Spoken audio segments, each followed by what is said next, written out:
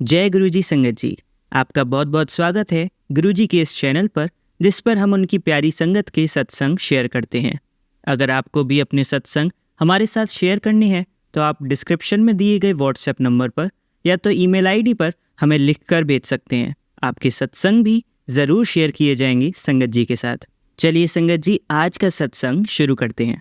जय गुरु जी की, शुक्राना गुरु जी। संगत जी, आज आपको एक ऐसे अंकल का सत्संग सुनवाने जा रहा हूं जो कि हमारे शहर आगरा से ही है। यह सत्संग गुरु जी की पुरानी संगत का है। जो अंकल अपना सत्संग सुना रहे हैं वो एक पायलट थे। कई हवाई जहाज़ों को उड़ाया था। भारत पाक युद्ध में मेरी एक महत्वपूर्ण भूमिका रही थी। देश प्रेम की भावना शुरू से ही मेरे दिल और दिमाग में अपना घर बना चुकी थी। मैं अपनी देश की सुरक्षा के लिए, अपनी जान की बाजी लगाने के लिए हमेशा तत्पर रहता था। मैं समय का बहुत पाबंद था। मेरी एक बहन थी, उसके पति जालंधर में ब्रिगेडियर थे। वह भी अपने देश से बहुत प्रेम करते थे। मेरे बहनोई गुरुजी के अनन्य भक्तों में से एक थे। वे हमेशा गुरुजी के दर्शन के लिए अपने परिवार के साथ गुरुजी के मंदिर जाया करते थे। उन दिनों में गुरुजी जालंधर में प्रवास करते थे। उन्होंने गुरुजी के कई चमत्कार अपनी आंखों से देखे थे। आज के युग में यदि किसी आदमी के साथ कोई चमत्कार नहीं होता तो वह किसी पर विश्वास ही नहीं कर पाता है। उनके कथानुसार जब हम गुरुजी के मंदिर पहली बार गए थे तो हमें गुरुजी पर पूर्ण विश्वास नहीं था। हम लोग आर्मी वाले थे। गुरुजी, पंडित, पादरी, मौलवी इत्यादि लोगों पर हमें कोई विश्वास नहीं था। मेरे एक मित्र थे जो गुरुजी के भक्त थे। वह गुरुजी के चमत्कारों के बारे में बताया करते थे। हमें शुरुआत में तो ऐसा लगता था कि वह साफ झूठ बोल रहे हैं। क्या कोई व्यक्ति जिसने डॉक्टरी का कोई कोर्स ना किया हो वह सिर्फ धार्मिक आधार पर ऐसे ऐसे गंभीर रोगियों को ठीक कर सकता है? हमें उनकी बातों पर कोई विश्वास नहीं होता था। हम साइंस के स्टूडेंट थे, इसलिए जादू टोनों में कोई विश्वास नहीं करते थे। जब हम पहली बार गुरुजी से मिले तो प्रारंभ में हमने सोचा कि गुरुजी भगवा कपड़ों में लिपटे हुए कोई दाढ़ी वाले साधु सन्यासी होंगे। लेकिन जब मैंने पहली बार गुरुजी के दर्शन किए तो मैं उनकी भव्यता को निहारता ही रह गया। मेरी आंखें गुरुजी के चेहरे पर से हटने का नाम नहीं ले रही थी। उस समय गुरुजी एक बड़े सिंहासन पर विराजमान थे। सारे वातावरण में गुलाब के फूलों की खुशबू आ रही थी। शब्द चल रहे थे। रेड कारपेट मंदिर के फर्श की शोभा बढ़ा रहा था। मेरे कहने का तात्पर्य यह है कि मैं अपनी पुरानी सारी बातें भूल गया और ऐसा लग रहा था जैसे साक्षात स्वर्गलोक में प्रवेश कर गया हूं। उस समय संगत के सदस्य जमीन पर बैठे हुए थे। न कोई शोर, न कोई शराबा, न कोई दीपक, न कोई अगरबत्ती। उस समय शब्द माहौल में एक मीठा रस घोल रही थी। हम मिलिट्री वाले लोग कभी ऐसे वातावरण से रूबरू नहीं होते हैं, अतः मुझे एक अच्छा लग रहा था। अचानक गुरुजी ने मुझे इशारे से बुलाया और मेरा परिचय पूछा। मैंने गुरुजी के चरणों का स्पर्श किया और अपना परिचय गुरुजी को दिया। यहाँ आगरा में मेरी तबीयत बहुत खराब चल रही थी, इसलिए बहनोई सामने गुरुजी से मेरे बारे में जिक्र किया तो गुरुजी ने उन्हें बताया कि वह मुझे मंदिर में बुला लें, मैं उन्हें देख लूँगा। बहनोई साहब ने मुझे फ़ोन कर दिया तो मैं तुरंत गुरुजी के दर्शन के लिए मंदिर में पहुंच गया। जब मैं जालंधर मंदिर पहुंचा तो मंदिर की भव्यता को देखता ही रह गया। गुरुजी ने मुझे देखा और बोले कि मेरे बेडरूम में आ जाओ। मैं तुरंत उनके बेडरूम में पहुंच गया। गुरुजी ने एक चम्मच मंगाई और मेरे पूरे शरीर पर फिरा दी तथा कुछ उपचार भी किया। गुरुजी बोले, जा उत्तर, मैंने तेरा कल्याण किया। यह सुनकर मुझे काफ़ी अच्छा लगा और मैं वापस आगरा लौट आया। आगरा आने के पश्चात मैंने अपना ईसीजी कराया तो यह देखकर हैरानी हुई कि ईसीजी नॉर्मल आया था। मैं यहाँ पर मिलिट्री हॉस्पिटल में अपना ट्रीटमेंट ले रहा था। काफ़ी कॉस्टली दवाइयाँ ले रहा था। मुझे ऐसा लगा कि शायद दवाइयों की वजह से मेरा ईसीजी नॉर्मल आया है। जब मैंने गुरुजी को यह बताया तो उन्होंने कहा कि सारी दवाइयाँ बंद कर दो, अब तुम पूर्ण रूप से ठीक हो गए हो। तुम्हें अब दवाइयों की कोई आवश्यकता नहीं है। मैंने गुरुजी के निर्देश के अनुसार सारी दवाइयां बंद कर दी। तब करीब 1 महीने के बाद दोबारा ईसीजी कराया तो रिजल्ट बिल्कुल नॉर्मल आया। अब मैंने दोबारा दूसरी जगह कराया तो वो भी नॉर्मल आया। अब मुझे पूर्ण विश्वास हो गया था कि अब मैं पूर्ण रूप से ठीक हो गया हूँ। मेरे चेस्ट में पहले काफ़ी दर्द रहता था, अब चेस्ट में कोई दर्द नहीं था। अब मैं एक सामान्य जीवन जी रहा था। जो बीमारी लाखों रुपए खर्च करने के बाद भी ठीक न हो पाई थी, वो गुरुजी के आशीष से कुछ ही दिनों में ठीक हो गई। अब मैं गुरुजी को काफ़ी मानने लगा था तथा समय समय पर गुरुजी के पास दर्शन के लिए जाया करता था। काफ़ी दिन बीत गए। एक दिन मेरी पत्नी जालंधर जा रही थी मेरी बहन के पास, तो मैंने उनसे कहा कि जब तुम जालंधर जा रही हो तो गुरुजी के दर्शन के लिए भी अवश्य जाना। मेरी बात मेरी पत्नी ने अनसुनी कर दी। इसका मतलब यह था कि वह गुरुजी के दर्शन के लिए जाना ही नहीं चाहती थी। मैंने जब उन्हें ज़्यादा जोर दिया तो उन्होंने कहा कि आप कहते हो तो मैं गुरुजी के दर्शन कराऊंगी, लेकिन मैं उन्हें मानती नहीं हूँ। जब मेरी पत्नी गुरुजी के पास पहुंची तो गुरुजी ने उनसे कहा कि आप तो मुझे मानती ही नहीं हो, आप तो यहाँ आना भी नहीं चाहती थी जब आपके पति ने आपको जबरदस्ती मेरे पास भेजा है, इसलिए आप यहाँ पर आई हैं। पत्नी यह सुनकर बड़े ही आश्चर्य में पड़ गई कि इनको मेरी बातें कैसे पता चल गई। वह अपने किए पर शर्मिंदा होने लगी और उन्होंने तुरंत गुरुजी के चरण स्पर्श करके माफ़ी मांग ली तथा गुरुजी से प्रार्थना की कि भविष्य में ऐसी गलती कभी नहीं होगी। मैं आप पर पूर्ण विश्वास नहीं करती थी, लेकिन आप सर्वज्ञाता हो, अब आप पर अविश्वास करने का कोई प्रश्न ही नहीं होता। गुरुजी पत्नी से बोले, अब आप मुझसे मिलकर सीधी जम्मू जाएंगी तथा लौटकर पुनः जालंधर होकर ही आगरा जाएंगी। तो पत्नी ने गुरुजी से कहा कि गुरुजी मैं जम्मू से सीधा ही आगरे जाऊंगी और मेरा प्रोग्राम भी यही है। गुरुजी बोले, आप कितनी भी कोशिश करके देख लीजिए कि आप जम्मू से सीधे आगरे नहीं जा पाएंगी, आप लौटकर मेरे पास आएंगी, फिर मेरे पास से आप फिर जा पाएंगी। जम्मू में मेरी पत्नी का मायका था। पत्नी की माँ की तबीयत उन दिनों में काफ़ी खराब चल रही थी। वह माँ को देखने के लिए जम्मू जा रही थी। जब मेरी पत्नी जम्मू पहुंची, उनकी माँ को हर्पीस हो गई थी। हर्पीस एक प्रकार से त्वचा रोग है। इस बीमारी का किसी भी डॉक्टर के पास कोई इलाज नहीं है। यदि आपने हर्पीस दबाने के लिए किसी डॉक्टर से हैवी दवाइयाँ ले ली तो यह बुरी तरह से सारी शरीर में फैलती है। तब इतनी वेदना सारे शरीर में होती है कि आप कल्पना भी नहीं कर सकते हैं। जब पत्नी अपने घर पहुंची तो उन्होंने देखा कि उनकी माताजी की हालत बहुत खराब है। यह देखकर उनसे रहा नहीं गया, तो उन्होंने अपने पिताजी से गुरुजी का जिक्र किया, साथ ही दामाद के इलाज के बारे में भी बताया। पिताजी ने बेटी की बातें ध्यान से सुनी और बोले, बेटा तुम अपनी माँ को जालंधर गुरुजी के पास ले जाओ, शायद ये वहाँ जाकर ठीक हो जाए, ऐसी मेरी इच्छा है। बेटी ने अपनी माँ को साथ लिया। कार से दोनों जालंधर गुरुजी के पास पहुँच गए। जब गुरुजी ने इन्हें देखा तो उन्होंने कहा कि मैंने तुमसे क्या कहा था कि तुम जम्मू से सीधे आगरा नहीं जा पाओगी। मैंने पहले ही यह दृश्य देख लिया था। बेटा, जो मैं अपनी संगत को कहता हूँ वैसा पत्थर की लकीर होती है। मेरे शब्दों को काटने वाला कोई पैदा नहीं हुआ है।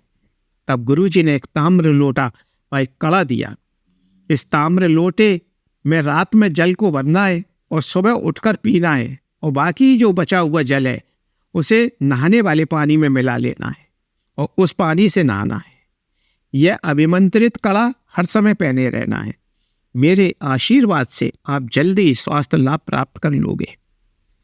हमने गुरुजी के निर्देश के अनुसार वही कार्य किया। फलस्वरूप कुछ ही दिनों में पहले की तरह से स्वस्थ हो गई। इस घटना से मेरे माताजी और पिताजी गुरु के अनंत भक्त बन गए। वे लोग भी जो भी कार्य करते थे बिना गुरुजी की मर्जी के नहीं करते थे। हर कार्य गुरुजी से पूछ कर ही करते थे। क्योंकि मैं वायुसेना में था, हम एक स्थान पर रह नहीं पाते थे। हमारे ट्रांसफर जल्दी जल्दी होते रहते थे। अतः मैं 20 वर्षों तक गुरुजी के पास दर्शन के लिए नहीं जा पाया। लेकिन गुरुजी के प्रति हमारे मन में श्रद्धा व अगाध प्रेम वैसे ही बना रहा। सन 2005 में मेरी पत्नी के गुर्दों ने काम करना बंद कर दिया। प्रारंभ में हमने मिलिट्री हॉस्पिटल में उनका इलाज कराया, लेकिन कोई फायदा नहीं हुआ। तब हमने आगरा नगर के कई प्रसिद्ध डॉक्टरों को दिखाया, लेकिन कोई फायदा नहीं हुआ। अब उनका शरीर बहुत कमज़ोर होता जा रहा था। तभी हमें गुरुजी की याद आई। जब तक गुरुजी नहीं चाहते थे तब तक हम उन्हें याद भी नहीं कर सकते। जब गुरुजी चाहते हैं जब ही हम लोग उनसे मिल सकते हैं। तभी हमें पता चला कि गुरुजी अब जालंधर में नहीं है, अब वह दिल्ली में बैठते हैं। तब हमें एक आशा हो गई कि यदि गुरुजी की कृपा हो गई तो पत्नी इस रोग से मुक्त हो जाएगी। तो हमने तुरंत आगरा से दिल्ली का प्रोग्राम बना लिया और दिल्ली में एम्पायर स्टेट में पहुंच गए। जैसे ही हम एम्पायर स्टेट में पहुंचे, वहां पर गुलाब के फूलों की खुशबू से सारा मंदिर महक रहा था। गुरुजी एक बड़े से सिंहासन पर बैठे हुए थे, रेड कारपेट बिछा हुआ था। वही दृश्य जो पहले देखा था, वही दृश्य यहाँ भी फिर से देखा जा रहा था। 20 वर्षों के पश्चात जब हम लोग गुरुजी के पास पहुंचे तो उन्होंने मेरा नाम लेकर मुझे संबोधित किया। मुझे यह जानकर बड़ा ही आश्चर्य हुआ कि इतने सालों के बाद भी गुरुजी को मेरा नाम याद है। जब मैंने गुरुजी से पूछा कि आप इतने सालों के बाद भी मेरा नाम जानते हैं, तब गुरुजी ने उत्तर दिया कि यह मेरा ब्रेन है ना, यह एक चिप है। एक बार इसमें जिसको फीड कर देता हूँ वह पूरे जीवन भर याद रहता है, उसे कभी भूल नहीं पाता हूँ। हाँ, मनुष्य हमें जब ही याद करता है जब वह संकट में होता है। हमें तुरंत अपनी भूल का एहसास हुआ और अपनी भूल के लिए हमने गुरुजी से माफ़ी मांगी। गुरुजी ने हमें एक ताम्र लोटा लाने को कहा। हमने बाजार में जाकर एक ताम्र का लोटा खरीदा और गुरुजी के चरणों में रख दिया। उस लोटे को उन्होंने अभिमंत्रित किया और उसका जल पीने तथा नहाने के लिए बोला। थोड़े दिन में पत्नी पूर्ण रूप से स्वस्थ होती गई। अब हमें यह एहसास हो गया था कि हमें समय समय पर गुरुजी के दर्शन के लिए अवश्य ही जाना चाहिए, लेकिन अब हम लोग इस गलती को दोबारा दोहराना नहीं चाहते थे। अगस्त 2004 में जो पत्नी की क्रिएटिनिन की मात्रा 7.2 थी, वो 10 महीने में 5.1 रह गई। हमें यह सब पता था, यह सब गुरुजी की कृपा से ही संभव हो पाया। अब पत्नी एक सामान्य जीवन जी रही थी, उन्हें किसी भी प्रकार की कोई परेशानी नहीं थी, ना ही मेरे को किसी प्रकार की कोई परेशानी थी। गुरुजी अपनी संगत के प्रत्येक सदस्य की सहायता के लिए हर समय तत्पर रहते हैं। चाहे हम कितनी भी गलती करते हैं, लेकिन गुरुजी हमारी सारी गलतियों को नज़रअंदाज करके सदैव हमारे जीवन को एक नई राह दिखाते हैं। बताते हैं कि संगत के एक सदस्य को गुरुजी के भजन गाने का और गाने बनाने का बहुत शौक था। उनका काम गुरुजी पर नित्य नए नए भजन बनाना व उनको मधुर आवाज़ में गुरुजी के सामने गाना, यही उनका हर रोज का क्रम था। किसी दिन उनके एक रिश्तेदार ने जल के उन गायक को कोई ऐसी चीज़ खिला दी। उस चीज़ के खाते ही उनकी आवाज़ उनसे छिन गई। अब ना तो वो गा सकते थे, ना वो ढंग से बोल पाते थे। वो सोचते थे कि मेरे साथ ऐसा क्यों हुआ, मैंने तो किसी का कुछ नहीं बिगाड़ा। वे मन ही मन बहुत रोते थे तथा प्रार्थना करते थे कि गुरुजी, यह जो जीवन बाकी बचा हुआ है वह सब आपके लिए ही है, कम से कम मेरी आवाज़ तो वापस कर दीजिए। धीरे धीरे गुरुजी की कृपा हुई, उनकी आवाज़ वापस आती गई। गुरुजी हमेशा अपने भक्तों की सुनते हैं तथा उन पर अपनी कृपा बरसाते हैं। जब मैं गुरुजी के सत्संग सुनता हूँ तो आंटी और अंकल अपनी व्यथा प्रकट करते हैं। उन लोगों की बातें सुनकर रोज मेरा दिल भर आता है, मैं आंसुओं से रोता हूँ। लेकिन उसके बाद जो गुरुजी की कृपा सुनता हूँ तो मेरा दिल खुशी से नाचने लगता है। संगत के सभी सदस्य गुरुजी से कितना प्यार और सम्मान देते हैं, यह देखकर मेरा दिल बाग बाग हो जाता है। सच में हमारे गुरुजी इसी लायक हैं कि सब संगत के सदस्य उनको प्यार व समर्पण दें। बस अब यह सत्संग यही खत्म करने की इजाज़त चाहता हूँ। जय गुरुजी की, शुक्राना गुरुजी। चलिए संगत जी, अब अगला सत्संग सुनते हैं। जय गुरु जी। शुक्राना गुरु जी, हर पल का शुक्राना गुरु जी, हर श्वास का शुक्राना गुरु जी, हर सिमरन का शुक्राना गुरु जी, हाथ रखने का शुक्राना गुरु जी, हाथ थामने का शुक्राना गुरु जी, मेरे साथ चलने का शुक्राना गुरु जी, अंग संग रहने का शुक्राना। मैं गुरु जी का मंत्र शुक्राना सत्संग शेयर करने जा रही हूँ। गुरु जी के मंत्र जाप से ओम नमः शिवाय शिव जी सदा सहाय, ओम नमः शिवाय गुरु जी सदा सहाय। मैं अपने गुरु जी महाराज से 2017 में जुड़ी थी। उस समय मेरी सिस्टर भी मानती थी उससे पहले, और स्वरूप था मेरे सिस्टर के घर। तो 2017 में मेरी भांजी की शादी हुई रोहतक में, और वो भी बहुत ज़्यादा गुरु जी को मानते। उनके परिवार वाले, उसके ससुराल वाले बहुत ज़्यादा गुरु जी को मानते थे। तो हमारे घर में बहुत ज़्यादा कलेश रहता था, बहुत ज़्यादा। और मैं भी इतनी बीमार रहती थी, मेरे बच्चे बीमार रहते थे, दोनों बच्चे। और मेरे अंकल जी भी ऐसे ही रहते हैं, बिल्कुल ठीक नहीं रहते। तो मेरा बड़े वाला बेटा भी थोड़ा सा उसको दिक्कत है, रीढ़ की हड्डी में उसकी हाइट नहीं है बिल्कुल भी। और एक बेटा मेरा एक्सपायर हो गया था, बेटी मेरी ऐसी रहती है। और मैं तो बिल्कुल भी नहीं ठीक रहती। 2002 में मेरी शादी हुई थी, मैं तो बिल्कुल भी ठीक नहीं रहती। तो मेरी भांजी आई हुई थी मम्मी के घर रुकने के लिए, तो मैं गई मिलने के लिए उनके घर पे। तो मेरी भांजी कहती है, मासी आप गुरु जी का ना स्वरूप लेके जाओ, आप सब कुछ ठीक हो जाएगा। और मेरी भांजी ने, उस समय मेरे को पता ही नहीं था कि गुरु जी का स्वरूप ऐसे ही लेते हैं। शायद गुरु जी को ही आने की जल्दी थी और मेरे को मिलने की बहुत जल्दी थी अपने गुरु जी के साथ। तो मेरे भांजी ने मेरे को वो स्वरूप दिलाया पैसों के साथ। मेरे को पता नहीं था पैसों से स्वरूप लेते हैं। तो मैं लेके आई घर पे। तो धीरे धीरे ऐसे सब ठीक होने लग गया। तो मेरी दिरानी रहती है, ऊपर रहते थे, तो वो मेरा देवर दिरानी नीचे आते थे। वो भी कहते थे पता नहीं किसको ले आई है, किसको ले आई है। वो ऐसे भी बातें बनाते थे। उनको बिल्कुल पता ही नहीं था कि मेरे गुरु जी की इतनी महिमा है, इतने जाने जान है, इतने अंतर्यामी हैं, बहुत ज़्यादा। तो वो 2023 से एक बार मेरे साथ सत्संग पे गई थी, गुरु जी के सत्संग पे गई थी 2023 18 अगस्त को। तो गुरु जी के साथ उसको इतनी लगन लगी, इतनी लगन लगी। और अब तो मेरे देवर भी इतना मानता है गुरु जी को, इतना मानता है। और कितने सारे तो वो स्वरूप लेके आए हैं। और अब तो गुरु जी से माफ़िया मांगता है। शायद मेरे गुरु जी मेरे से भूल हो गई है, जो मैं भाई अपनी भाभी को ऐसे बोलता था कि भाई किसको लेके आए हैं, किसको नहीं लेके आए। और मैं भी बहुत ज़्यादा बीमार रहती हूँ। 2002 में शादी हुई थी और मेरे घर पे मेरे अपनों ने ब्लैक मैजिक कर रखा है। मेरे को तो कोई पता ही नहीं था। तो ये तो मेरे गुरुजी के 2024 में फेसबुक पे मैसेज आते थे कि कुड़िए ये सत्संग सुन। तो मैं उस फेसबुक पे जैसे क्लिक करके यूट्यूब पे वो सत्संग सुनती थी।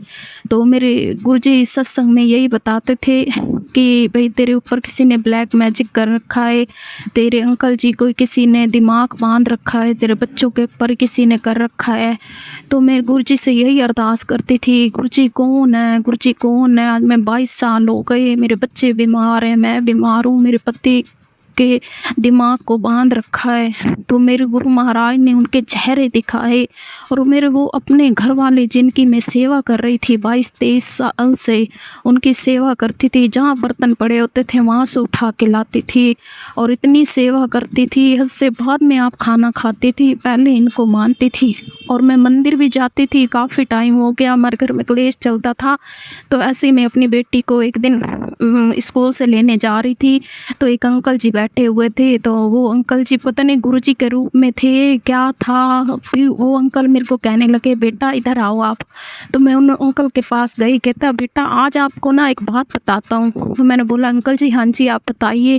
तो कह रहा मेरा एक कहना मान ले, तो ना कल से भोलेनाथ का लड़ पकड़ ले और उसके जाके शिवलिंग पे जल चढ़ाया कर। और वही दिन हो गया, आज का दिन है। मेरे को 9-10 साल हो गए हैं, मैं रोज़ मंदिर जाती हूँ, जल चढ़ाती हूँ। पता नहीं मेरे गुरु महाराज ने मेरे को अपने साथ जोड़ना था। और मेरे ऊपर भी कितना ब्लैक मैजिक कर रखा है और मेरे अंकल जी पे कितना कर रखा है। पर मेरे गुरु महाराज कहते हैं जो मैं एक बार बोल देता हूँ ना, वो पत्थर की लकीर है। तूने कुछ नहीं कहना, तूने नीवा होके चलना है। तेरी जगह मैं खुद जवाब दूंगा, मैं खुद जवाब दूंगा। जय गुरु जी, शुक्राना गुरु जी।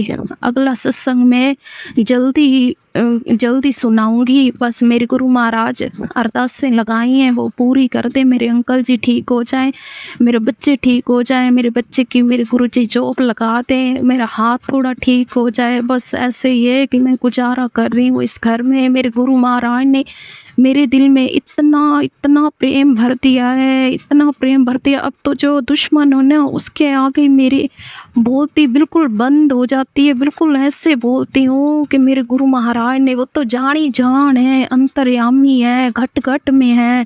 कहते हैं एक बार उसको तन मन धन अर्पण करके तो देखो मेरे गुरुपा को, वो तो सब कुछ निछावर कर देते हैं। तभी कहते हैं तेरे दरबार की गुरुजी निराली शान जो देखी, सखावत खुद तेरी गलियों में चक्कर काटते देखी, फैलाया जिसने ही दामन तेरे दरबार में गुरुजी, तुझे देते नहीं देखा मगर झोली भरी देखी। कहते हैं फिक्र करता है क्यों, फिक्र से होता है क्या, रख अपने गुरुजी पे भरोसा फिर देख होता है। चलिए संगत जी, अब अगला सत्संग सुनते हैं। जय गुरु जी के चरणों में मेरा कोटि कोटि प्रणाम और सारी संगत को भी जय गुरु। संगत जी, गुरु जी का आदेश था कि 7 दिन लगातार अमृत वेला करना है, और क्योंकि मैं वर्किंग हूँ तो मैं अमृत वेला नहीं कर पाती हूँ, पर क्योंकि गुरु जी ने आदेश दिया है तो ये मेरा अमृत वेले का पहला सत्संग है। संगत जी, मैं आपको बताना चाहूँगी कि गुरु जी के साथ मेरी जर्नी 2023 में शुरू हुई थी, और जब से गुरु जी के साथ मैं जुड़ी हूँ, पता नहीं अनगिनत कितने कितने चमत्कार हो चुके हैं। उन दिनों मैं आपको बताऊंगी कि जब मैं जुड़ी थी तो मुझे जोड़ने का मैं शुक्राना अपने कज़न आंटी को देना चाहूँगी, क्योंकि उन्होंने मुझे एक दिन जब हम मिले तो उन्होंने मुझे एक पॉकेट स्वरूप दिया और कहा कि आप इसको दीदी अपने वॉलेट में रख लो, क्योंकि उन दिनों मैं घर में बहुत परेशानियां चल रही थी और उसको सब पता था। तो मैंने कहा ठीक है, मैं पॉकेट स्वरूप को अपने वॉलेट में मैंने रख लिया, पर मुझे नहीं मालूम था वो गुरुजी का इशारा था मुझे अपनी तरफ जोड़ने का। क्योंकि मैं किसी और संस्था से भी जुड़ी हुई थी, हमारे भी गुरुजी थे और हम लोग काफ़ी सालों से, मैं और मेरे अंकल जी सत्संग करने वहाँ जाते थे। तो उस टाइम तो इतना जुड़ाव नहीं था क्योंकि मैं गुरु जी के बारे में बहुत ज़्यादा नहीं जानती थी। और हाँ, पर मैंने उनको कई बार उनका सत्संग का मैंने वीडियोस देखे हुए थे, फेसबुक पे शॉर्ट्स देखे थे, यूट्यूब पे, तो मुझे जाने पहचाने तो थे, पर मेरी इतनी आस्था नहीं थी। और उन्हीं दिनों ऐसा हुआ कि मेरे घर में सडनली बहुत रिलेशनशिप्स में बहुत ज़्यादा बेटे और मेरे हस्बैंड के बीच में बहुत ज़्यादा तनाव हो गया। हुआ ये था कि जिस लड़की से वो शादी करना चाह रहा था और उससे हम मिले थे, उसके पेरेंट्स से भी मिले थे, पर धीरे-धीरे हमें पता चला कि वो लोग काफ़ी झूठ बोल रहे थे, और हमें फिर बाद में सही नहीं लगा और हमने अपने बेटे को बहुत समझाने की कोशिश करी, पर वो नहीं माना और तनाव बढ़ता गया। और ऐसे ही एक दिन मैं जब कैब में ऑफिस जा रही थी तो मैं बहुत परेशान थी, मेरी आंखों में आंसू थे, तो मैंने सडनली गुरुजी का स्वरूप निकाला और बोला कि गुरुजी, मैं आपको नहीं जानती, पर मैंने आपके बारे में जो भी सुना है, आप अगर हैं तो आप इस प्रॉब्लम को सॉल्व कर दीजिए, तभी मैं आपको मानूंगी। और मैं जैसे ही ऑफिस पहुंची, कैब से उतरी, उस दिन मुझे अचानक से बहुत ही एकदम 2-3 सेकंड के लिए बहुत तेज़ हवा के झोंके के साथ गुलाबों की खुशबू का एहसास हुआ और मैं बहुत खुश हो गई। मैंने कहा अरे वाह, ऐसा तो कभी भी नहीं हुआ, इतनी अच्छी गुलाबों की खुशबू कहाँ से आ रही है। और जब मैंने देखा तो वहाँ पे कुछ सूखे हुए गुलाब पड़े थे, तो मुझे लगा कि क्या ये तो सूखे हुए हैं, इसमें से इतनी सुंदर ताज़ी, इतनी ठंडक के साथ 2 सेकंड के लिए जो मैंने एहसास किया, मैं वो आज तक मैं भूली नहीं हूँ। पर मुझे नहीं मालूम था ये गुरुजी की खुशबू थी। और थोड़ी देर के बाद जब मैं ऑफिस अपने रूम में थी तो मुझे एक मेरे बेटे का कॉल आया और उसने बोला कि मामा, मैंने ब्रेकअप कर दिया है, अब मैं इसके साथ शादी नहीं करूँगा। और मैं कभी भी आपकी मर्ज़ी के खिलाफ़ नहीं जाऊँगा। आप जिससे कहोगे मैं उससे शादी करूँगा। शुक्राना, शुक्राना मेरे गुरुजी। हमारे लिए ये बात, ये मेरे लिए तो ये बहुत चमत्कार से कम नहीं था कि जो लड़का कल तक इतना ज़िद कर रहा था, आज उसने एकदम से कैसे मान लिया। ये सब गुरुजी की महिमा थी, गुरुजी की कृपा थी। और उसके बाद से मेरा गुरुजी पे विश्वास बढ़ता गया और मैंने गुरुजी के बहुत से वीडियोज़ देखे, उनके बारे में जाना कि वो गुरुजी कहाँ से हैं। और तब मुझे पता चला कि गुरुजी जालंधर से बिलॉन्ग करते हैं और मैंने उनके बहुत से वीडियोज़ देखे और फिर मैंने यूट्यूब पे सत्संग सुनना शुरू किया। और इससे जुड़ता एक सत्संग और भी है संगत जी। उन दिनों जब मैं गुरुजी के बारे में बहुत रिसर्च कर रही थी, तब मुझे पता चला कि गुरुजी जो हैं वो ओम के रूप में दर्शन देते हैं। तो एक दिन जब मैं कैब में बैठी हुई थी तो मैं मंत्र जाप सुनती थी और अपनी आँखें बंद करके मेरे मोबाइल मेरे हाथ में था। तो मेरे ऐसे ही मन में विचार आया कि गुरुजी, बहुत लोग कहते हैं कि संगत कहती है कि आप तो ओम के रूप में दर्शन देते हैं, पर मुझे तो कभी ऐसा कोई एहसास नहीं हुआ। और आप मानेंगे नहीं संगत जी, जैसे ही मैंने अपनी जाप खत्म हुआ और मैंने अपनी आँखें खोली, तो मेरी मोबाइल की स्क्रीन पर चंदन के तिलक से, जो मैंने पहली बार उस दिन गुरुजी को चंदन का तिलक लगाया था, सफ़ेद चंदन, उस पाउडर से मेरी स्क्रीन पर ओम बना हुआ था। वो नज़ारा मैं आज तक नहीं भूलती। मेरे हाथ काँपने लग गए, मुझे लगा ये क्या, मैं क्या सच देख रही हूँ? सच में मेरी स्क्रीन पर ओम बना हुआ था, इतना बड़ा ओम। और ऑफ़िस पहुँचते ही मैंने अपनी फ्रेंड को बोला कि इसकी पिक्चर लो, इसको क्लिक करो, और मैंने अपने बच्चों को वो पिक भेजी और मेरे बच्चे भी इतना मतलब हैरान हो गए, उनसे भी विश्वास नहीं हुआ कि ये कैसे ओम बना हुआ है। तो ये है गुरुजी की महिमा। गुरुजी अपने जब भक्तों को जोड़ते हैं तो उनका विश्वास पूरा जीतने के लिए गुरुजी आपको अपना प्रेज़ेंस हमेशा दिखाते हैं। ओम के रूप में मुझे चंदन के तिलक में गुरुजी को जब मैं चंदन का तिलक लगाना मैंने शुरू किया, तो फिर मैं अपने माथे पर भी तिलक लगाती थी और मुझे उसमें भी कई बार ओम के दर्शन हुए। शुक्राना, शुक्राना मेरे गुरुजी। संगत जी, जब से मैं गुरुजी से जुड़ी हूँ, मेरी हेल्थ में बहुत इम्प्रूवमेंट है। मैं बता नहीं सकती, उन दिनों मुझे बहुत ज़बरदस्त सर्वाइकल की प्रॉब्लम हुई थी और एक दिन मुझे गुरुजी का टिल्स फ़ील हुआ। मैंने रात को एहसास किया किसी ने मेरी गर्दन पे कोई छुआ है और एकदम से मुझे ऐसे एक मतलब शायद 15 सेकंड तक एक एहसास मैंने हुआ कि कोई मेरी गर्दन को ऐसे एक तरफ खींच रहा है और मैं एकदम से समझ नहीं पाई ये क्या हुआ, पर बाद में मुझे पता चला कि वो गुरुजी ही थे जिन्होंने मुझे ब्लेस किया आके खुद से। शुक्राना, अनंतम अनंतम शुक्राना मेरे गुरुपा। तो संगत जी, मैं अपने आगे आने वाले शुक्राना में मैं और भी गुरुजी के सत्संग शेयर करूँगी, पर मैं आप सबको ये बताना चाहूँगी कि गुरुजी के जल प्रसाद में, गुरुजी के चंदन के तिलक में बहुत डिवाइन पावर है।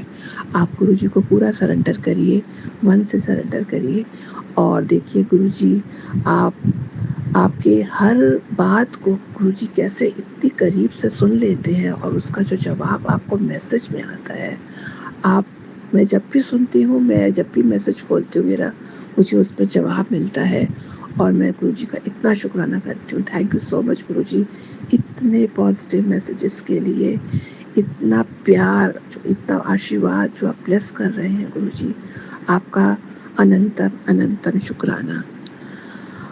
अब मैं अपनी वाणी को यहीं विराम दूँगी और अंत में मंत्र जाप करते हैं। ओम नमः शिवाय, शिवजी सदा सहाय। ओम नमः शिवाय, गुरुजी सदा सहाय। ओम नमः शिवाय, शिवजी सदा सहाय। ओम नमः शिवाय, गुरुजी सदा सहाय। शुक्राना, शुक्राना मेरे गुरु। चलिए संगत जी, अब अगला सत्संग सुनते हैं। जय गुरु जी। संगत जी, शुक्राना गुरु जी। ओम नमः शिवाय, शिवजी सदा सहाय। ओम नमः शिवाय, गुरु जी सदा सहाय। संगत जी, आज मैं ਆਪਣਾ ਸ਼ੁਕਰਾਨਾ ਸਤਸੰਗ ਸ਼ੇਅਰ ਕਰਨ ਜਾ ਰਹੀ ਹਾਂ। ਮੈਂ ਛੱਤੀਸਗੜ੍ਹ ਤੋਂ ਹਾਂ। ਮੈਂ ਆਪਣਾ ਨਾਂ ਨਹੀਂ ਦੱਸਣੀ ਪਈ। ਸੰਗਤ ਜੀ, ਗੱਲ ਹੈ ਕਿ ਮੇਰੇ ਹਸਬੈਂਡ ਅੰਕਲ ਨੂੰ ਕੁਛ ਲੀਵਰ ਦੀ ਪ੍ਰੋਬਲਮ ਸੀ। ਅਸੀਂ ਦਸੰਬਰ 'ਚ ਟੈਸਟ ਕਰਾਇਆ ਸੀ ਅਤੇ ਸਾਨੂੰ ਪਤਾ ਲੱਗਿਆ ਸੀ ਕਿ ਪ੍ਰੋਬਲਮ ਨੇ ਉਹਨਾਂ ਨੂੰ। ਫਿਰ ਉਹਨਾਂ ਦੀ ਦਵਾਈ ਪਾਣੀ ਇੱਥੇ ਲੋਕਲ ਡਾਕਟਰ 'ਚ ਚੱਲੀ। ਅਸੀਂ ਛੋਟੇ ਸ਼ਹਿਰ 'ਚ ਰਹਿੰਦੇ ਹਾਂ ਅਤੇ ਇੱਥੇ ਇੰਨੇ ਸਪੈਸ਼ਲਿਸਟ ਡਾਕਟਰ ਕੋਲ ਨਹੀਂ, ਲੇਕਿਨ ਉਸ ਡਾਕਟਰ ਨੇ ਆਖਿਆ ਕਿ ਇਸ ਦਵਾਈਆਂ ਨਾਲ ਠੀਕ ਹੋ ਜਾਣਾ ਅਤੇ 1 ਮਹੀਨਾ ਉਹਨਾਂ ਨੇ ਦਵਾਈ ਖਾਧੀ। ਫਿਰ ਫਰਵਰੀ 'ਚ ਵੀ ਟੈਸਟ ਕਰਾਇਆ ਉਹਨਾਂ ਨੇ ਅਤੇ ਥੋੜ੍ਹਾ ਜਿਹੀ ਪ੍ਰੋਬਲਮ ਘੱਟ ਹੋ ਗਈ ਸੀ। ਫਿਰ ਫਰਵਰੀ 'ਚ ਹੀ ਮੈਨੂੰ ਟੈਨਸ਼ਨ ਹੁੰਦੀ ਪਈ ਕਿ ਮੈਂ ਉਹ ਪ੍ਰੋਬਲਮ ਨੂੰ ਜ਼ਿਆਦਾ ਸੀਰੀਅਸ ਨਹੀਂ ਲੈਂਦੇ ਪਏ ਨੇ, ਨਾ ਕੁਛ ਖਾਣ ਪਾਣ 'ਚ ਪਰਹੇਜ਼ ਕਰਦੇ ਪਏ ਨੇ ਅਤੇ ਕੀ ਕਾਰਨ ਹੋਏਗਾ। ਉਸ ਫਰਵਰੀ 'ਚ ਹੀ ਮੈਨੂੰ ਜਦੋਂ ਮੈਂ ਬੜੀ ਟੈਨਸ਼ਨ 'ਚ ਹੀ ਫਿਰ ਸੋਚਦੀ ਸੀ ਕਿ ਕੀ ਹੋਏਗਾ ਕੀ ਮਤਲਬ ਕਰਨਾ ਚਾਹੀਦਾ ਹੈ, ਕਿਸ ਡਾਕਟਰ ਕੋਲ ਜਾਣਾ ਚਾਹੀਦਾ ਹੈ। ਕਿ ਹੋਰ ਮੇਰੇ ਹਸਬੈਂਡ ਨੂੰ ਤਾਂ ਕੋਈ ਟੈਨਸ਼ਨ ਹੀ ਨਹੀਂ, ਉਹ ਆਖਦੇ ਨਹੀਂ ਸੀ ਕਿ ਮੈਂ ਠੀਕ ਹਾਂ ਮੈਨੂੰ ਕੁਝ ਨਹੀਂ ਹੋਇਆ। ਉਹ ਟੈਨਸ਼ਨ ਨਹੀਂ ਲੈਂਦੇ ਪਏ, ਮੈਨੂੰ ਹੀ ਇਕੱਲੀ ਟੈਨਸ਼ਨ ਖਾਂਦੀ ਜਾਂਦੀ ਪਈ। ਹੋਰ ਮੈਂ ਕੁਝ ਸਮਝ ਨਹੀਂ ਆਉਂਦਾ ਪਿਆ ਸੀ ਸੰਗਤ ਜੀ ਕਿ ਮੈਂ ਕੀ ਕਰਾਂ। ਉਸ ਟੈਨਸ਼ਨ ਵਿੱਚ ਹੀ ਗੁਰੂ ਜੀ ਨੇ ਆ ਕੇ ਮੇਰਾ ਹੱਥ ਫੜਿਆ। ਫਿਰ ਮੈਨੂੰ ਗੁਰੂ ਜੀ ਮਿਲ ਗਏ ਨੇ ਫਰਵਰੀ 'ਚ 2024 'ਚ ਗੁਰੂ ਜੀ ਮਿਲੇ ਨੇ, ਔਰ ਨਾਲੇ ਜਿਕਨ ਹੀ ਗੁਰੂ ਜੀ ਮਿਲੇ ਨੇ ਨਾ, ਮੇਰੀ ਟੈਨਸ਼ਨ ਪੂਰੀ ਖਤਮ ਹੋ ਗਈ ਸੀ। ਜਿਕਨ ਕੁਝ ਜਾਦੂ ਹੀ ਹੋ ਗਿਆ। ਮੈਂ ਬਿਲਕੁਲ ਟੈਨਸ਼ਨ ਨਹੀਂ ਲੈਂਦੇ ਪਈ। ਮੈਨੂੰ ਐਕਣ ਲੱਗਦਾ ਪਿਆ ਕਿ ਸਿਰਫ ਹੁਣ ਗੁਰੂ ਜੀ ਮਿਲ ਗਏ ਨੇ, ਹੁਣ ਸਾਰਾ ਕੁਛ ਠੀਕ ਹੋ ਜਾਣਾ ਹੈ। ਮਤਲਬ ਜਦ ਵੀ ਮੈਨੂੰ ਚਿੰਤਾ ਥੋੜ੍ਹੀ ਜਿਹੀ ਆਉਣ ਲੱਗਦੀ ਹੈ, ਮੈਂ ਆਖਦੀ ਕਿ ਗੁਰੂ ਜੀ ਮਿਲ ਗਏ ਨੇ, ਸਾਰਾ ਕੁਛ ਠੀਕ ਹੋ ਜਾਣਾ। ਨਾਲੇ ਜਲ ਪ੍ਰਸ਼ਾਦ ਤੇ ਪੀਂਦੇ ਪਏ ਨੇ, ਕੁਝ ਨਹੀਂ ਹੋਣਾ। ਦਵਾਈਆਂ ਤਾਂ ਚੱਲਦੀ ਪਈ ਹੈ, ਲੇਕਿਨ ਜਲ ਪ੍ਰਸ਼ਾਦ 'ਤੇ ਮੈਨੂੰ ਇੰਨਾ ਵਿਸ਼ਵਾਸ ਹੋ ਗਿਆ ਸੀ ਕਿ ਮੈਨੂੰ ਐਕਣ ਲੱਗਦਾ ਪਿਆ ਕਿ ਜਲ ਪ੍ਰਸ਼ਾਦ ਪੀਂਦੇ ਪਏ ਨੇ, ਗੁਰੂ ਜੀ ਹੈ ਨੇ, ਕੁਝ ਨਹੀਂ ਹੋਏਗਾ, ਗੁਰੂ ਜੀ ਸਭ ਸੰਭਾਲ ਲੈਂਗੇ।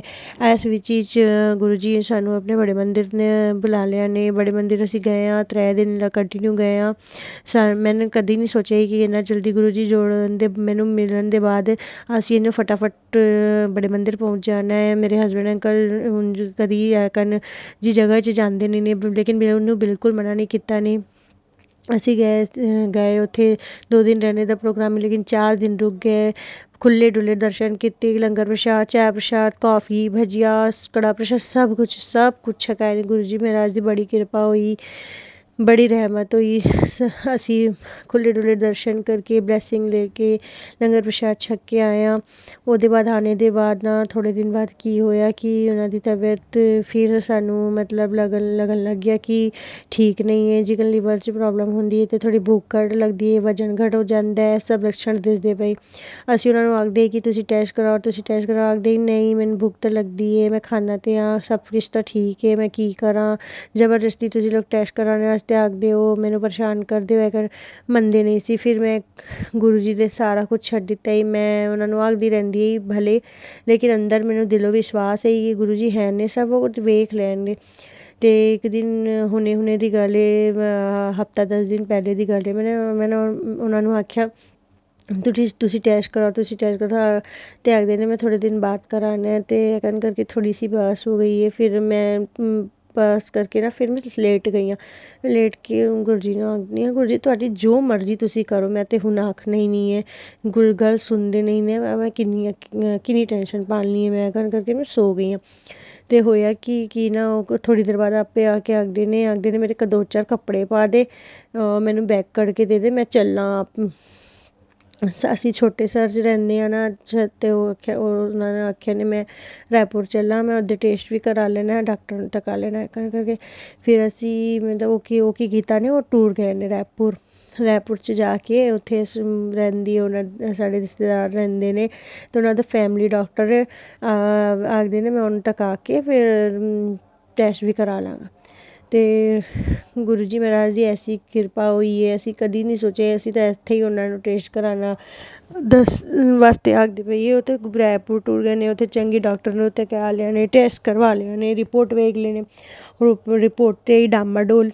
ਹੁਣ ਮੈਂ ਗੁਰੂ ਜੀ ਨੂੰ ਆਖਦੀ ਹਾਂ, ਗੁਰੂ ਜੀ ਤੁਸੀਂ ਇੰਨਾ ਸਾਨੂੰ ਰੁਕਵਾਇਆ, ਉੱਥੇ ਲੰਗਰ ਇੰਨੇ ਖਿਲਾਏ, ਇੰਨੇ ਜਲ ਪ੍ਰਸ਼ਾਦ ਪਿਲਾਇਆ, ਗਰਮੀ ਦਾ ਦਿਨ ਹੀ ਬੜਾ ਜਲ ਪੀਂਦੇ ਹੀ, ਸਾਰਾ ਕੁਝ ਤਾਂ ਵੀ ਰਿਪੋਰਟ ਡਾਮਾਡੋਲ। ऐकन गुरु जी ने मैं आख्या विश्वास तो मेरा ही बड़ा, लेकिन मैं गुरु जी नाल ऐकन ही गल्लां करदी पई, क्योंकि मैनू पता ही कि मेरे गुरु जी है ने ਉਹ ਕੁਝ ਉਹ ਕਰਦੇ ਪਏ ਨੇ, ਉਹਨਾਂ ਦੀ ਲੀਲਾ ਅਪਰੰਪਾਰ, ਜੋ ਕਰਦੇ ਪਏ ਨੇ ਭਲਾ ਕਰਦੇ ਪਏ ਨੇ ਮੇਰਾ। ਔਰ ਗੁਰੂ ਜੀ ਦੇ ਉਸ ਮੈਸੇਜ ਵੀ ਆਉਂਦੇ ਪਏ, ਤੂੰ ਘਬਰਾਈ ਨਾ, ਮੈਂ ਤੇਰਾ ਪਿਓ ਤੇਰੇ ਨਾਲ ਹੈ। ਨਾਲੇ ਇਹ ਵੀ ਮੈਸੇਜ ਆਉਂਦੇ ਪਏ ਜੋ ਹੁੰਦਾ ਪਿਆ ਤੇਰੇ ਭਲੇ ਵਾਸਤੇ ਹੁੰਦਾ ਪਿਆ। ਹੁਣ ਫਿਰ ਜਦੋਂ ਮਤਲਬ ਕਿ ਅਗਰ ਮੈਂ ਗੁਰੂ ਜੀ ਨਾਲ ਗੱਲਾਂ ਕੀਤੀ ਨਾ ਕਿ ਤਾਂ ਫਿਰ ਮੇਰੇ ਮਨ 'ਚ ਥੋਟ ਆਇਆ ਹੈ ਕਿ ਜਦੋਂ ਅਗਰ ਸਿਰਫ ਪ੍ਰਸ਼ਾਦ ਖਾਣ ਤੋਂ, ਮਤਲਬ ਲੰਗਰ ਪ੍ਰਸ਼ਾਦ ਖਾਣ ਤੋਂ ਉਹਨਾਂ ਦਾ ਸਭ ਠੀਕ ਹੋ ਜਾਂਦਾ ਤੇ ਉਹ ਆਪਣੀ ਕੇਅਰ ਕੀ ਕਰਦੇ। ਹੁਣ ਡਾਕਟਰ ਕੋਲ ਗਏ ਨੇ, ਡਾਕਟਰ ਉਹਨਾਂ ਨੂੰ ਦੱਸੇਦਾ ਕਿ ਮਤਲਬ ਸਾਰਾ ਮਤਲਬ ਤੁਹਾਡੀ ਰਿਪੋਰਟ ਡਾਮਾਡੋਲ ਹੈ, ਤੁਹਾਨੂੰ ਕੀ ਕਰਨਾ ਹੈ ਕੀ ਨਹੀਂ ਕਰਨਾ, ਤੁਹਾਨੂੰ ਕੀ ਪਰਹੇਜ਼ਾਂ ਕਰਨੀ, ਤਾਂ ਤੇ ਹੁਣ ਸੀਰੀਅਸ ਹੋਣ ਦੇ ਆਪਣੇ ਬੋਡੀ ਵਾਸਤੇ, ਆਪਣੀ ਕੇਅਰ ਕਰਨ ਵਾਸਤੇ। ਕੰਜੀ ਮੇਰੇ ਦਿਮਾਗ 'ਚ ਆਇਆ ਤਾਂ ਵੀ ਮੈਂ ਗੁਰੂ ਜੀ ਦਾ ਸ਼ੁਕਰਾਨਾ ਕੀਤਾ। ਫਿਰ ਸ਼ੁਕਰਾਨਾ ਕਰ ਲਿਆ। ਉਹ ਆਏ ਨੇ, ਆਪਣੀ ਦਵਾਈ ਕਰਕੇ ਆਏ ਨੇ, ਉੱਥੋਂ ਦਵਾਈਆਂ ਲੈ ਕੇ ਆਏ ਨੇ, ਔਰ ਪਹਿਲੇ ਨਾਲੋਂ ਸਭ ਕੁਛ ਠੀਕ ਉਹਨਾਂ ਦਾ ਲੱਗਦਾ ਪਿਆ ਹੈ। ਸਭ ਕੁਛ ਮਤਲਬ ਸਹੀ ਲੱਗਦਾ ਪਿਆ ਹੈ। ਚਾਲ ਚਲਨ, ਖਾਣ ਪੀਣ ਦਾ ਰੂਟੀਨ ਪਹਿਲਾਂ ਉਹਨਾਂ ਦਾ ਬਿਲਕੁਲ ਨਹੀਂ ਸੀ। ਖਾਣੇ ਪੀਣੇ ਦਾ ਟਾਈਮ ਟੇਬਲ ਔਰ ਕੁਝ ਵੀ ਖਾ ਪੀ ਲੈਂਦੇ ਹੀ ਉਹ। ਅਤੇ ਹੁਣ ਜੋ ਸਭ ਚੰਗਾ ਲੱਗਦਾ ਪਿਆ। ਅਤੇ ਮੈਂ ਗੁਰੂ ਜੀ ਨਾਲ ਆਖਦੀ ਪਈ, ਗੁਰੂ ਜੀ ਲੰਗਰ ਪ੍ਰਸ਼ਾਦ ਅਤੇ ਖਾ ਆਏ ਨੇ ਅਤੇ ਇੰਨੀ ਰਹਿਮਤ ਹੈ ਉਹਨਾਂ ਦੇ ਉੱਤੇ ਕਿ ਇੰਨਾ ਮਤਲਬ ਤਬੀਅਤ ਖਰਾਬ ਹੋਣੇ ਦੇ ਬਾਅਦ ਵੀ ਉਹ ਚੰਗੇ ਨੇ। ਤੁਹਾਡੀ ਕਿਰਪਾ ਹੈ, ਕਿਉਂਕਿ ਮੈਂ ਸੁਣਿਆ ਸੀ ਕਿ ਇੰਨੀ ਪ੍ਰੋਬਲਮ ਹੋਣੇ ਤੋਂ ਤਾਂ ਫਿਰ ਮਤਲਬ ਕੀ ਤੋਂ ਕੀ ਹੋ ਜਾਂਦਾ। ਕੋਈ ਮੈਨੂੰ ਦੱਸਦਾ ਪਿਆ ਕਿ ਜਿਸ ਪ੍ਰਕਾਰ ਦੀ ਪ੍ਰੋਬਲਮ ਇਹਨਾਂ ਨੂੰ ਹੈ, ਇਹਨਾਂ ਦੀ ਰਿਪੋਰਟ ਵੇਖ ਕੇ ਇਸ ਪ੍ਰਕਾਰ ਦੀ ਪ੍ਰੋਬਲਮ 'ਚ ਤਾਂ ਬੰਦੇ ਮਤਲਬ ਇਸ ਤੋਂ ਵੀ ਜ਼ਿਆਦਾ ਹਾਲਤ ਖਰਾਬ ਹੁੰਦੀ ਹੈ। ਅਤੇ ਉਸ ਨਾਲੇ ਤੋਂ ਮਤਲਬ ਮੈਂ ਸ਼ੁਕਰਾਨਾ ਹੀ ਕੀਤਾ ਕਿ ਇਹ ਠੀਕ ਸੀ, ਚਲਦੇ ਫਿਰਦੇ ਪਏ ਸੀ, ਹੋਰ ਖਾਂਦੇ ਵੀ ਪਏ ਸੀ, ਲੇਕਿਨ ਖਾਣਾ ਬੜਾ ਰੁਕ ਗਿਆ ਸੀ। ਜਿਸ ਕਾਰਨ ਇੱਕ ਟਾਈਮ ਖਾਂਦੇ ਹੀ ਔਰ ਮਤਲਬ ਇੱਕ ਫੁਲਕਾ, ਜ਼ਿਆਦਾ ਰੋਟੀ ਵੀ ਨਹੀਂ ਖਿਲਾਉਂਦੀ ਪਈ ਸੀ ਉਹਨਾਂ ਦੇ ਨਾਲ। ਅਤੇ ਫਿਰ ਮੈਂ ਸ਼ੁਕਰਾਨਾ ਕੀਤਾ, ਸ਼ੁਕਰਾਨਾ ਮੇਰੇ ਗੁਰੂ ਪਾਤਸ਼ਾਹ, ਸ਼ੁਕਰਾਨਾ ਮੇਰੇ ਮਾਲਿਕ, ਤੁਸੀਂ ਇੰਨੇ ਵਿੱਚ ਹੀ ਸਾਨੂੰ ਹੱਥ ਦੇ ਕੇ ਰੱਖ ਲਿਆ। ਅਤੇ ਮੈਂ ਗੁਰੂ ਜੀ ਨਾਲ ਗੱਲਾਂ ਕਰਦੀ ਪਈ ਸੀ ਕਿ ਗੁਰੂ ਜੀ ਹੁਣ ਜਦੋਂ ਉਹ ਆਏ ਨੇ ਅਤੇ ਗੁਰੂ ਜੀ ਤੁਹਾਡਾ ਲੰਗਰ ਪ੍ਰਸ਼ਾਦ ਕਦੋਂ ਮਿਲ ਜਾਂਦਾ ਅਤੇ ਮੈਂ ਉਹਨਾਂ ਨੂੰ ਖਿਲਾਉਂਦੀ, ਅਤੇ ਹੋਰ ਇਸ ਹਾਲਤ 'ਚ ਲੰਗਰ ਪ੍ਰਸ਼ਾਦ ਖਾ ਕੇ ਔਰ ਹੋਰ ਠੀਕ ਹੋ ਜਾਣ ਦੇ ਕਰਕੇ। ਅਤੇ ਇਸ ਵਿੱਚ ਕੀ ਹੋਇਆ, ਇਸ ਵਿੱਚ ਮੇਰੀ ਕਜ਼ਨ ਗਈ ਹੋਈ ਸੀ ਕਿ ਬੜੇ ਮੰਦਿਰ, ਅਤੇ ਮੈਂ ਉਹਨਾਂ ਨੂੰ ਆਖਿਆ ਵੀ ਨਹੀਂ ਕਿ ਤੁਸੀਂ ਜਲ ਆਖਿਆ ਹੀ ਲੰਗਰ ਵਿੱਚੋਂ। ਮੈਂ ਆਖਿਆ ਲੰਗਰ ਵਿੱਚੋਂ ਕੀ ਮਿਲਣਾ ਹੈ ਜੋ ਇੱਥੇ ਤੱਕ ਪਹੁੰਚ ਪਾਉਣਾ, 1-1.5 ਦਿਨ ਲੱਗ ਜਾਣਾ ਆਉਣੇ ਵਿੱਚ। ਅਤੇ ਮੈਂ ਨਾ ਉਹਨਾਂ ਨੂੰ ਕੁਝ ਨਹੀਂ ਆਖਿਆ, ਬਸ ਮੈਂ ਇਹ ਸੋਚਦੀ ਪਈ ਕਿ ਉਹਨਾਂ ਨੂੰ ਕੁਝ ਐਕਨ ਮਿਲ ਜਾਏ ਖਾਣੇ ਵਾਸਤੇ ਜੋ ਮੇਰੀ ਮੰਮੀ ਖਾ ਲੈ। ਮੰਮੀ ਬੜੀ ਹੈ ਜਿਹੜੇ, ਅਤੇ ਮੰਮੀ ਜਾ ਨਹੀਂ ਸਕਦੀ ਉੱਥੇ ਬੜੇ ਮੰਦਿਰ। ਮੰਮੀ ਦਾ ਵੀ ਬੜਾ ਮਨ ਕਰਦਾ ਹੈ ਕਿ ਮੈਂ ਇੰਨੀ ਲੰਗਰ ਪ੍ਰਸ਼ਾਦ ਦੀ ਮਹਿਮਾ ਸੁਣਨੀ ਹਾਂ ਅਤੇ ਮੇਰੇ ਮੁੱਖ ਵਿੱਚ ਵੀ ਕੋਈ ਲੰਗਰ ਪ੍ਰਸ਼ਾਦ ਜਾਵੇ। ਅਤੇ ਮੈਨੂੰ ਬੜਾ ਮਨ ਸੀ ਕਿ ਸਿਸਟਰ ਨੂੰ ਐਕਨ ਕੁਝ ਮਿਲ ਜਾਵੇ ਕਿ ਮੇਰੀ ਮਾਂ ਮਤਲਬ ਉਹ ਵੀ ਗੁਰੂ ਦਾ ਲੰਗਰ ਖਾ ਲਵੇ। ਅਤੇ ਮੇਰੀ ਸਿਸਟਰ ਜਦੋਂ ਆਈ ਹੈ ਅਤੇ ਮੈਂ ਉਹਨੂੰ ਫੋਨ ਕੀਤਾ ਹੈ ਅਤੇ ਮੇਰੀ ਸਿਸਟਰ ਨੂੰ ਦੱਸਿਆ ਕਿ ਉੱਥੇ ਨਾ ਛੋਟੇ ਐਕਨ ਮਤਲਬ ਸੋਮਵਾਰ ਨੂੰ ਬਣੇ ਸੀ ਕਿ ਮਤਲਬ ਮਾਲਪੂਆ ਟਾਈਪ ਦਾ ਕੁਛ ਮਿੱਠੀ ਸਵੀਟ ਡਿਸ਼ ਬਣੀ ਹੋਈ ਸੀ, ਜੋ ਖਰਾਬ ਹੋਣੇ ਦੀ ਚੀਜ਼ ਨਹੀਂ ਸੀ। ਅਤੇ ਉਹ ਮੈਂ ਨਾ ਮਤਲਬ ਉਹ ਲੋਕ 2 ਲੋਕ ਗਈ ਅਤੇ ਉਹਨਾਂ ਨੂੰ ਮਿਲਿਆ ਇਹਨਾਂ ਤੋਂ ਉਹ ਲੋਕ ਕੀ ਕੀਤਾ ਨੇ ਰੱਖ ਲਿਆ ਨੇ ਕਿ ਚਲੋ ਕਮ ਸੇ ਕਮ ਮੰਮੀ ਖਾ ਲੈਂਦੀ ਐਕਨ ਕਰਕੇ। ਅਤੇ ਮੈਂ ਉਹਨਾਂ ਨੂੰ ਆਖਿਆ ਕਿ ਠੀਕ ਹੈ, ਇੱਕ ਪ੍ਰਸ਼ਾਦ ਤੁਸੀਂ ਮੰਮੀ ਨੂੰ ਖਿਲਾ ਦਿਓ, ਇੱਕ ਮੈਨੂੰ ਦੇ ਦਿਓ, ਉਹਨਾਂ ਦੀ ਤਬੀਅਤ ਬੜੀ ਖਰਾਬ ਹੈ ਤਾਂ ਉਹ ਵੀ ਖਾ ਲੈਂਦੇ। ਅਤੇ ਗੁਰੂ ਜੀ ਮਹਾਰਾਜ ਐਕਨ ਮੇਰੀ ਵਿਸ਼ ਪੂਰੀ ਕੀਤੀ ਨੇ, ਮੈਨੂੰ ਘਰ ਬੈਠੇ ਲੰਗਰ ਪ੍ਰਸ਼ਾਦ ਪਹੁੰਚਾਇਆ ਨੇ। ਔਰ ਬੜੇ ਮਤਲਬ ਪੋਜ਼ੀਟਿਵ ਮੈਸੇਜ, ਬੜੇ ਸੋਹਣੇ ਮੈਸੇਜ ਜੋ ਮੈਨੂੰ ਟੈਨਸ਼ਨ ਫਰੀ ਕਰਦੇ ਪਏ ਨੇ। ਹੋਰ ਇੱਕ ਗੱਲ ਸੰਗਤ ਜੀ, ਮੈਨੂੰ ਨਾ ਜਦੋਂ ਤੋਂ ਗੁਰੂ ਜੀ ਮਿਲੇ ਨੇ, ਜਦੋਂ ਤੋਂ ਮੈਨੂੰ ਮਤਲਬ ਉਹਨਾਂ ਨੂੰ ਆਪਣੀ ਛਾਂ ਵਿੱਚ ਰੱਖਿਆ ਹੈ, ਮੈਂ 777 ਦੀ ਬਲੈਸਿੰਗ ਤਾਂ ਹਮੇਸ਼ਾ ਮੇਰੇ ਨਾਲ ਰਹਿੰਦੀ ਹੈ। ਮਤਲਬ ਇੱਕ ਦਿਨ 'ਚ ਮੈਨੂੰ 2-3 ਵਾਰੀ ਤਾਂ 777 ਦੀ ਬਲੈਸਿੰਗ ਮਿਲ ਹੀ ਜਾਂਦੀ ਹੈ। ਇੰਨਾ ਸ਼ੁਕਰਾਨਾ ਅਨੰਤਮ ਸ਼ੁਕਰਾਨਾ ਮੇਰੇ ਗੁਰੂ ਪਾਦ ਦਾ। ਮੈਨੂੰ ਇੱਕਣ ਲੱਗਦਾ ਹੈ ਕਿ ਅਗਰ ਮੈਨੂੰ ਗੁਰੂ ਪਾਦ ਨਹੀਂ ਮਿਲਦੇ ਤਾਂ ਮੈਂ ਕੀ ਕਰਨਾ ਹੀ ਮੈਂ ਇਸ ਜੀਵਨ 'ਚ, ਮੈਂ ਕੀ ਕਰਦੀ ਰਹਿੰਦੀ ਹੁਣੇ, ਕੀ ਹਾਲ ਹੁੰਦਾ ਮੇਰਾ। ਐਸੇ ਗੁਰੂ ਪਾਦ ਮਿਲ ਗਏ ਨੇ ਮੈਂ ਤੇ ਆਪਣੀ ਕਿਸਮਤ ਨੂੰ ਕਰਦੀ ਰਹਿੰਦੀ ਹਾਂ ਕਿ ਮੈਂ ਕਿੰਨੀ ਭਾਗਸ਼ਾਲੀ ਹਾਂ, ਕਿਤਨੀ ਕਿਸਮਤ ਵਾਲੀ ਹਾਂ ਕਿ ਮੈਨੂੰ ਗੁਰੂ ਪਾਦ ਮਿਲੇ ਨੇ, ਐਸੇ ਗੁਰੂ ਪਾਦ ਮੈਨੂੰ ਮਿਲੇ ਨੇ। ਸੰਗਤ ਜੀ, ਮੈਂ ਚਾਹੁੰਦੀ ਹਾਂ ਕਿ ਗੁਰੂ ਜੀ ਮਹਾਰਾਜ ਜੀ ਸਾਰਿਆਂ ਉੱਤੇ ਐਸੀ ਮਿਹਰ ਹੋਵੇ, ਬਲੈਸਿੰਗ ਹੋਵੇ, ਸਾਰੇ ਸੁਖੀ ਰਹਿਣ, ਸਾਰਿਆਂ ਦਾ ਘਰ ਪਰਿਵਾਰ ਸੁਖੀ ਰਹੇ। जय गुरु जी। संगत जी, शुक्राना गुरु जी। अब मंत्र जाप करते हैं। ओम नमः शिवाय शिवजी सदा सहाय। ओम नमः शिवाय गुरुजी सदा सहाय। ओम नमः शिवाय शिवजी सदा सहाय। ओम नमः शिवाय गुरुजी सदा सहाय। ओम नमः शिवाय शिवजी सदा सहाय। ओम नमः शिवाय गुरुजी सदा सहाय। धन्यवाद संगत जी, आपका दिन बहुत ही मंगलमय जाए। जय गुरु जी। शुक्राना गुरु जी।